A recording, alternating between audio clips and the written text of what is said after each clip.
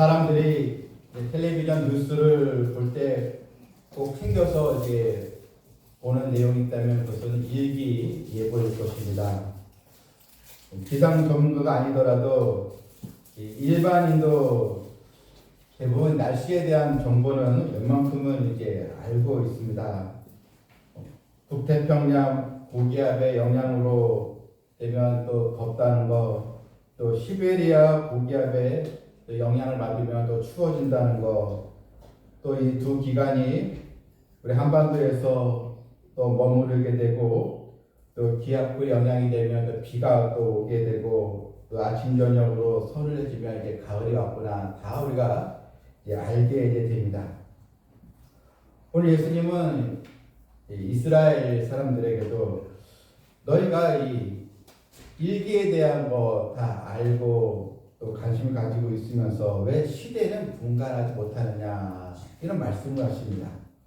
54절 말씀을 보게 되면, 또 무리에게 이르시되 너희가 구름이 서쪽에서 이는 것을 보면 그 말하기를 소나기가 오리라 하나니 과연 그러하고, 남풍이 부는 것을 보면 말하기를 심히 더우리라 하나니 과연 그러하니라. 이스라엘 지역은 이제 서쪽은 이제 지중해입니다. 또 동쪽은 또 산악 또 지대입니다. 이 서쪽 지중해에서 이제 습기를 품은 또 바람이 또 일어나면 이제 구름이 또 몰고 와서 또 이 비를 이제 뿌리게 되고, 이스라엘 그 남쪽에는 네게보의 사막이 있는데, 남동쪽 먼 곳에 아라비아 또 사막이 있습니다. 그쪽에서 이 남풍, 이 바람이 또 불면 뜨거운 공기가 유입되니까 날씨가 좀 건조하고 또 더워지게 이제 됩니다. 당시 이스라엘 사람 그것을 이제 알고 있다는 것입니다. 이스라엘은 그래서 이 바람이 어디에서 부느냐, 건기와 우기로 두 계절로 이제 나뉘게 됩니다. 4월부터 10월까지는 이제 번기고, 또 10월부터 그 다음에 4월까지는 이제 비가 오는 우기입니다. 그래서 농부들은 10월에서 11월 경이 되면 이제 농사를 지을 준비를 또 하고, 또 파종을 하고, 이제 밭을 이제 일구게 이제 됩니다. 자, 그런데 예수님은 이렇게 너희가 이 날씨에 대해서는 잘 알면서 오늘 56절 말씀을 보니까요, 외식하는 자여 너희가 천지의 기상은 분간한 줄 알면서 어찌 시대는 분간하지 이제 못하느냐. 이런 날씨의 이 상황이 바뀌고 또 돌아감을 알면서 왜 시대를 이제 분간하지 못하느냐 하는 것입니다. 여기서 예수님은 이 무리들 향해서 외식하는 자여 이렇게 표현을 썼습니다. 이게 이제 분간을 못한다면은 좀 모자른 사람들아, 어리석은 사람들아, 이런 표현을 써야 되는데, 왜 예수님은 그 외식하는 자라 이런 표현을 쓴 이유가 무엇일까요? 이 외식이라는 이 말은 문자적으로 이 가면을 쓰고 연극을 하는 사람, 즉 이제 위선적인 사람, 이중적인 그런 사람, 이런 의미입니다. 왜 예수님은 이들에게 외식하는 자라 이런 표현을 쓴 이유가 무엇입니까? 그것은 너희들이 날씨를 분간하는 것처럼 지금 이 시대를 분간할 수 있는 그런 능력이 다 있는데, 그걸 알면서도 모른 척하고 있구나, 위선자들이다, 바로 이런 의미입니다. 이 시대는 무엇을 의미합니까? 예수님의 메시아로 이미 이 땅에 왔는데 왜 너희는 그것을 모른 척 하느냐, 이런 것입니다. 이 심리학자들에 의하면 사람이 현실에서 이 생각과 행동을 이제 지배하는 것이 있는데, 이 이성은 10% 정도고 이 감정, 이 감성이 90%라 이렇게 표현을 썼습니다. 생각과 행동을 지배하는 것이 이성보다 이 감정, 이게 더 많다는 건데, 다시 말해서 대부분 사람들이 이 범죄를 행할 때 모르고 짓는 것이 아니라 알면서 죄를 짓는다. 바로 이것입니다. 대부분 이 죄가 무엇인지 알면서도 하나님께서 싫어하시는 걸 알면서도 그냥 자기 이 감정대로 자기가 원하는 대로 그런 방향으로 삶을 살면서 죄를 짓게 된다는 것입니다. 이게 이제 이성으로는 알고 있다는 것입니다. 이렇게 하면 이게 죄가 되지, 하나님께서 싫어하시지, 이성으로는 아는데 그냥 자기 욕심대로 자기가 감정 또 마음이 원하는 대로 그렇게 이제 행동을 하고 결정을 하게 된다는 것입니다. 당시 이스라엘 사람도 예수님께서 수많은 이적을 행하시면서 메시아가 오셨다는 소식을 다 알면서도 그것을 인정하려고 하지 않았다는 것입니다. 여러분, 우리도 내가 회개를 해야 되는데 또 영적 각성을 해야 되지 않겠는가 이렇게 생각은 하지만 행동으로 우리가 얼마나 우리가 바뀌고 변화되는 삶으로 나가고 있느냐 하는 것입니다. 여러분, 이런 신앙의 문제는 얼마나 많이 아느냐, 지식의 문제보다는 얼마나 내가 순종하느냐, 순종의 문제가 되는 것입니다. 순종하지 않으면 스스로 자신을 속이는 것이 되는 것입니다. 예수님을 따라다니던 수많은 무리들, 오병이의 여러 기적도 다 그들은 보았습니다. 또 예수님께서 귀신을 쫓아내시는 것도 보았습니다. 또 병든 자들이 치유되는 것을 보았습니다. 심지어는 죽은 자가 다시 살아난 것도 그들은 보았고 알았습니다. 그런데 그들은 주저주저하며 예수님을 따르기를 결단하는 것에 대해서 그들은 그것을 행동으로 옮기지 못하고 있습니다. 예수님의 말씀 한마디 한마디 다 옳은데 그 말씀에는 순종하지 않는다는 것입니다. 그래서 왜 시대를 분간하지 못하느냐? 하나님 너희를 죄악에서 구원하기 위해서 나를 이 땅에 메시아로 보냈는데 왜 그것을 깨닫지 못하느냐? 그래서 외식하는 자여 이렇게 말씀을 하신 것입니다. 우리는 이 시대의 조류를 따라가서는 결국 안 될 것입니다.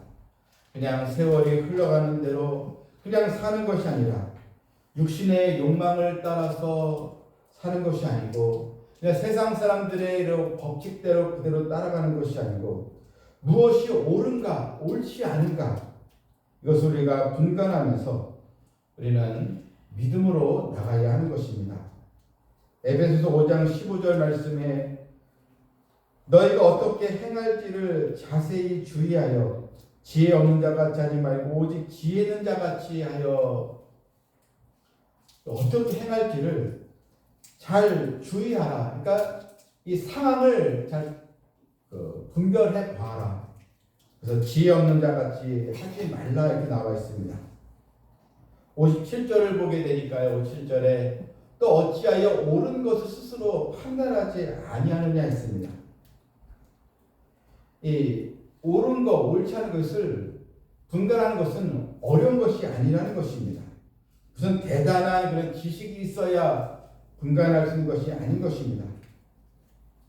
이런 시대의 이 분별, 이 옳은 것, 이것은 분명히 너희는 판단할 수 있다는 것입니다. 이 사리 분별, 옳고 그름을 판단할 능력이 있으면서 왜 순종하지 않느냐 하는 것입니다. 예수님은 한 예를 들고 있습니다. 58절에 보면 58절에 내가 너를 고발하는 자와 함께 이제 법관하게 갈 때 길에서 화해하기를 힘쓰라. 어떤 사람이 있는데 이제 서로 이 분쟁이 일어났습니다. 이 법적 다툼이 생겼는데 이제 상대방이 이제 고발을 한 거예요. 나를 고발했는데 이 법정에 이제 끌려가게 되었습니다. 자, 여기서 지혜로운 사람이라면 법에 끌려가서 구속받기 전에 기회 있을 때 화해를 하고 잘못된 것을 인정하면서 그러면 이제 법에 끌려가기 전에 서로 화해하면 해결되는 것이 아니겠습니까? 그런데 그 기회를 놓치고 법정에 갔다가 또 죄가 증명이 되어서 감옥에 들어가면 얼마나 그게 어리석은 것이냐, 바로 이것입니다. 법정에 굳이 가지 않고서도 해결할 수 있는데 그것을 왜 놓치느냐 하는 것입니다. 최소한이라도 합의라도 하면 될 텐데 그것을 알지 못하고 또 욕심을 부리다가 결국은 재판에서 감옥에 갇히는 그런 어리석은 자가 되어서는 안 된다는 것입니다. 이 말씀은 사실 예수님께서 이 백성들 유대인들에게 하나님의 심판이 있다는 것을 알려주는 것입니다. 하나님의 심판인데 이 법정에 서기 전에 하나님과 화해를 해야 된다.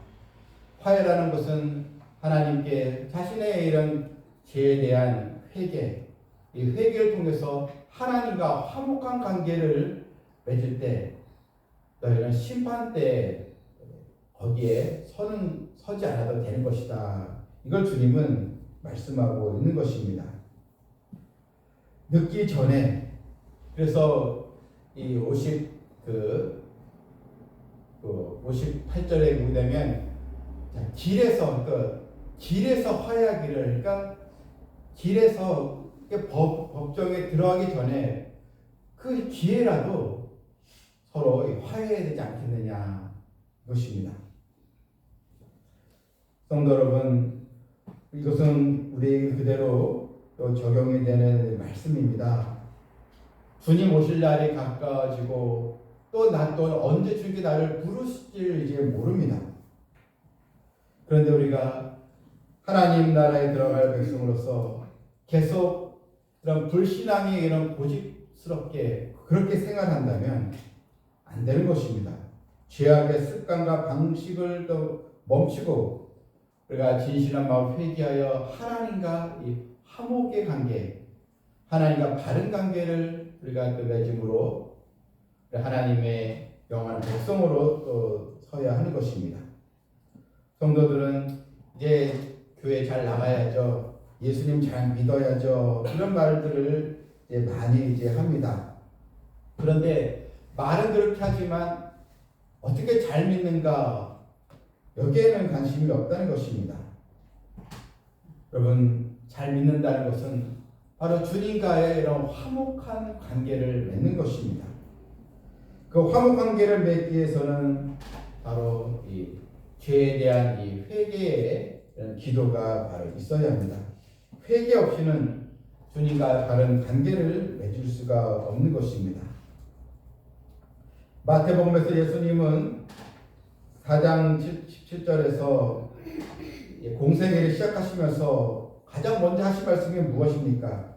예수께서 비로소 전파하여 가라사대, 공생애를 시작하면서 구원사역을 하면서 가장 첫 번째 하신 말씀이 회개하라, 천국이 가까웠느니라. 어제 회개에 대한 말씀을 선포를 하신 것입니다. 천국이 가까이 왔으니 회개하라. 그래서 이 길에서, 즉 법정에 들어가기 전에 길에서라도 늦기 전에 회개하고 하나님과 화목 관계를 맺어야 한다, 이것입니다. 사람이 빚지고는 못 산다는 말이 있지 않겠습니까? 금전적인 빚이든 마음의 빚이든 이게 이제 갚아야 마음이 편하지 않겠습니까? 죄도 마찬가지입니다. 어떻게 우리가 죄의 값을 갚겠습니까? 그러는 이 죄의 값 예수님이 다 갚아 주신 것입니다. 도저히 내 힘으로 갚을 수 없는 것, 주님의 이 보혈의 십자가로 다 이것을 갚아 주셨는데, 주님과의 그런 바른 관계를 우리는 더 최우선 삶으로 두어야 하는 것입니다. 59절 말씀 보니까 내게 이르노니 한 푼이라도 남김없이 남김이 없이 갚지 아니하고서는 결코 거기서 나오지 못한다 이 말씀입니다. 한 푼이라도 하찮은 작은 액수라도 갚지 않고서는 감옥에 나올 수 없다. 여러분 우리가 범칙금도 있지 않습니까? 자동차 운행하다가 이제 벌금이 날라오면 이제 뭐 7만 원짜리 딱지가 날라오면 7만 원을 내야지 거기 6만 9천 원 내면 그 효력이 하나도 없습니다. 7만 원이면 다 7만 끝까지 내야지 100원이 모자른 데면 효력이 없는 것입니다.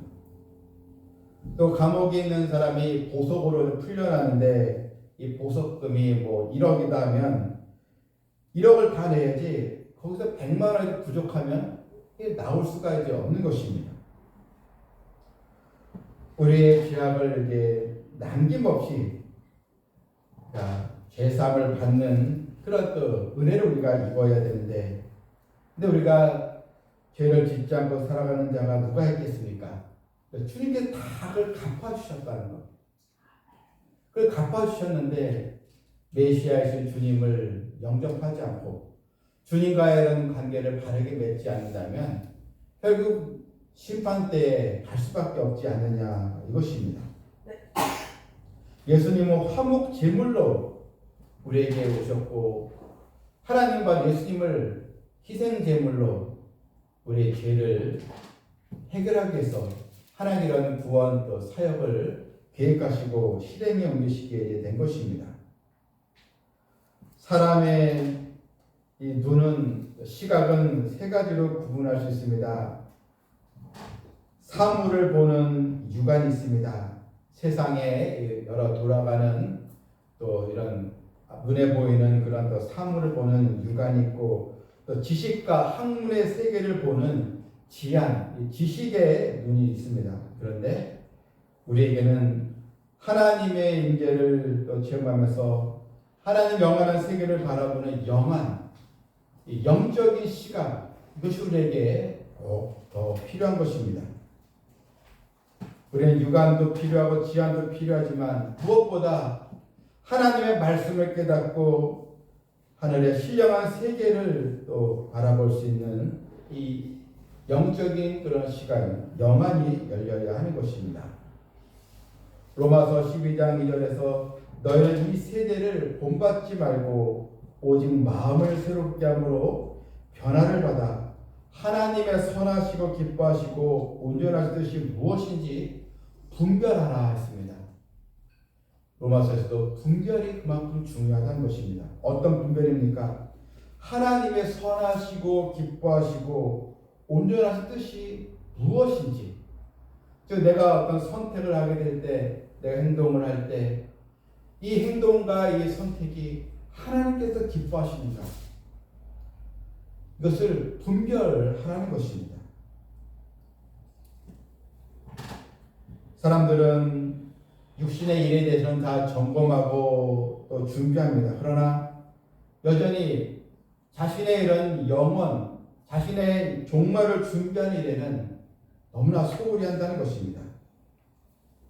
사람이 다 죽으면 영원한 심판이 있다는 것이 정한 이치라고 했습니다. 또 예수님 이 땅에 또 재림하시면 또 이 세상을 향한 최후의 또 심판이 있습니다. 주님께서 누가복음 13장 24절에서 좁은 문으로 들어가기를 힘쓰라. 내가 너희로니 들어가기를 구하여도 못하는 자가 많으리라. 주님은 좁은 문으로 들어가기를 힘쓰라. 이것이 주의 백성들 성도에 주신 말씀입니다. 이 좁은 문, 이 길이 바로 십자가의 길이요, 순종의 길이요, 또 하나님의 말씀을 깨닫는 길이요, 하나님 뜻을 또 분별하는 그런 길이 바로 되는 것입니다. 성경에 나오는 많은 믿음의 조상들은 다 이 좁은 문으로 그들은 다 들어간 사람들입니다. 아브라함은 갈 바를 알지 못했지만 하나님의 말씀에 의지하여 고향 친척 아비 집을 떠납니다. 떠난다는 것, 그것이 좁은 문으로 가는 그런 결정이었습니다. 이삭도 좁은 길 좁은 문으로 갔습니다. 블레셋 사람들이 우물을 또 빼앗고 자꾸 다투자. 그것을 또 양보하고 하나님만 바라보면 또 장소를 옮깁니다. 자신의 권리를 주장하기보다는 또한 싸우기보다는 하나님의 도우심과 공급을 기다리는 그 어려운 길. 이삭도 바로 이 좁은 문으로 들어간 그런 또 사람입니다. 엘리야도 바알 선지자 450명과 갈멜산에서 영적 전투를 했습니다. 이것 또한 좁은 문이고, 예레미야도 감옥에 갇히면서 하나님의 진리의 말씀을 선포하기를 주저하지 않았습니다. 제자들도 또 사도 바울도 고난 속에서도 그들은 좁은 문으로 들어가기를 힘쓰면서 사명자의 삶으로 다 살게 되었던 것입니다. 여러분이 또한 이제는 주님의 선한 뜻이 무엇인가? 나 자신의 또 영적인 또 모습, 또한 이 시대를 또 분별할 줄 아는 그런 또 믿음을 가지고 하나님의 뜻에 또 순종하기를 더 사모하는 분들이 또 되어야겠습니다. 로마서 13장 11절에서 사도 바울은 너희가 이 시기를 알거니와 자다가 깰 때가 벌써 되었으니 이는 이제 우리의 구원이 처음 믿을 때보다 가까웠습니다.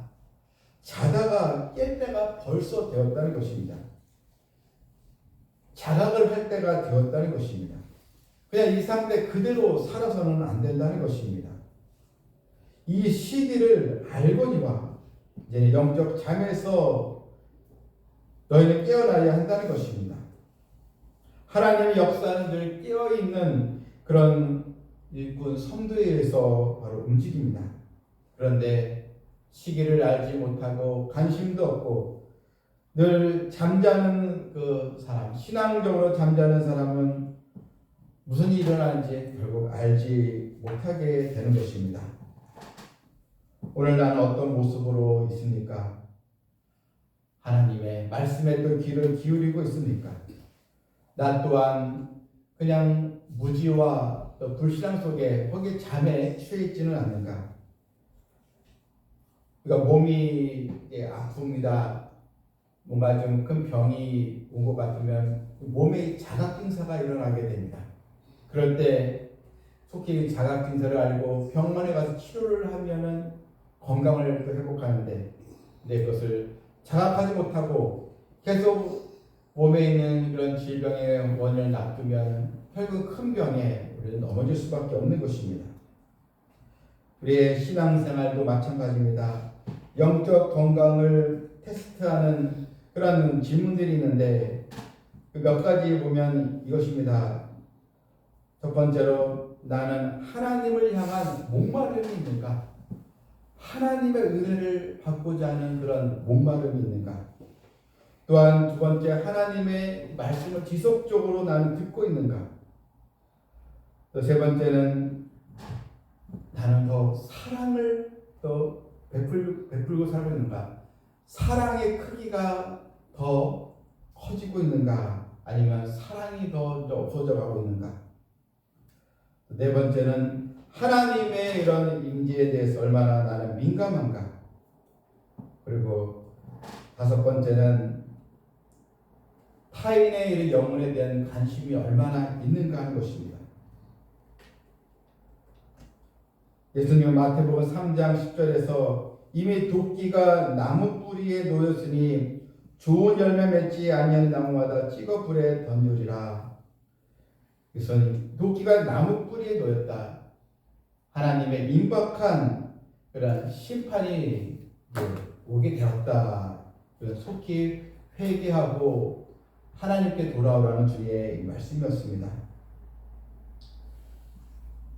성도 여러분, 이 세상도 반드시 이 종말이 있고 우리 또 개인도 언제 이 세상을 떠날지 모르는 그런 또 이 상황에 우리가 있습니다. 언제나 언제 나의 인생의 끝이 올지를 모르지만 그러나 우리의 끝도 반드시 있는다는 것, 인생의 이 황혼이 찾아오는 것은 어느 누구도 피할 수 없습니다. 이때 또 우리가 하나님의 말씀, 하나님의 뜻에 또 분별할 수 있는 또 믿음을 가지고 여러 인생의 찾아왔을 때에도 낙심하지 아니하고 주의 말씀에 또 힘을 얻고 하나님을 더 기쁘시게 하고 하나님의 선한 뜻에 또 순종하는 저 여러 모두가 되기를 주님의 이름으로 축원합니다. 아멘. 참 좋으신 하나님 아버지, 우리 또한 나라 경제가 어떻고 또 날씨가 어떻고 또 정치 상황이 어떻게 돌아가고 그건 다 알면서도 정작 하나님 나에게 원하시는 건 무엇인지 또 이 시대가 어떻게 돌아가고 있는지 주님께서 오실 날이 가까워지고 있는데 우리는 영적인 눈이 너무나 감겨져 있지는 않는지요. 예수님께서 시대를 분별하라는 말씀처럼 무엇보다 내 믿음의 상태를 또 분별하게 해주시고 특히 잘못된 습관들은 버리게 해주시고 하나님과의 친밀한 관계를 더 맺게 해주시고 또 이런 죄의 요소들을 우리가 다 내려놓고 또 회개하여 하나님과의 화목한 관계를 또 맺고 하나님의 기쁨이 된 성도가 다 되게 하여 주시옵소서. 아멘. 예수님의 이름으로 기도하옵나이다. 아멘.